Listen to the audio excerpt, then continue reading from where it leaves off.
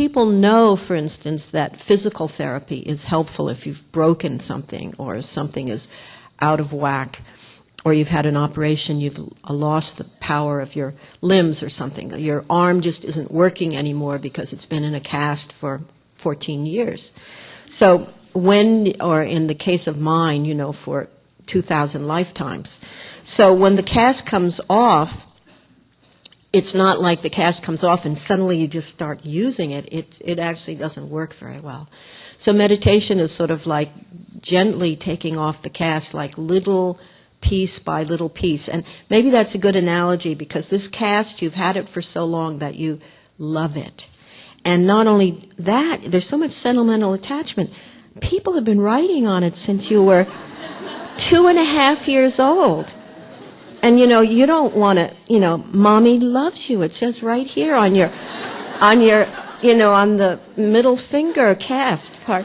And then, there's all your old boyfriends. You'll say, oh, I'd like to break off that part.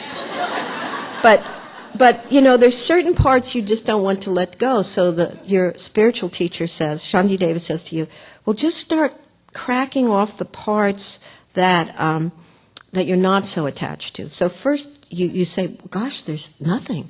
I'm attached to the whole thing. But then you say, no, there is that one that, my boyfriend who jilted me, or my husband who left me, or my wife who cheated on me, or whatever it is. I'd like to break that part off. So you take that part off, and then there's this little skin there. And then, as relationships start going bad, you begin to want to take off more of the pieces.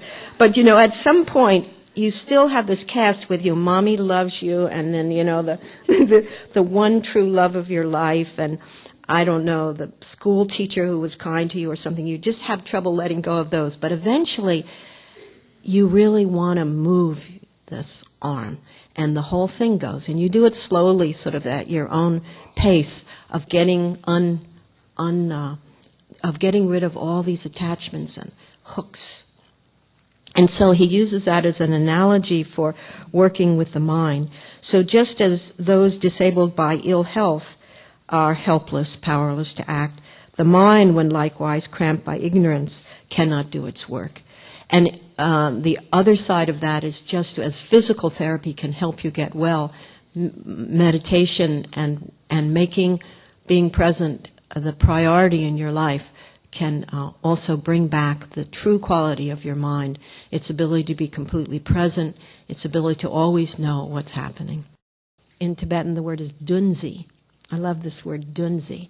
It means distractions, sort of distractions that just sort of, you can waste your whole life in dunzi, just like the lifestyle of just sort of flipping through magazines, or I don't know. The thing is, what we find, if we're not used to sitting quietly with ourselves, not used to meditation, not used to having any inner solitude in our lives, we find that we're very threatened by nothing happening.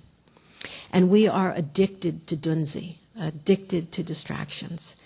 And that's why you get on an airplane, and it's as if, I think they're just like terrified. What would happen if the video went off and there was no food, and we all had to sit there for the whole, 1.5 hour flight, and not have any entertainment.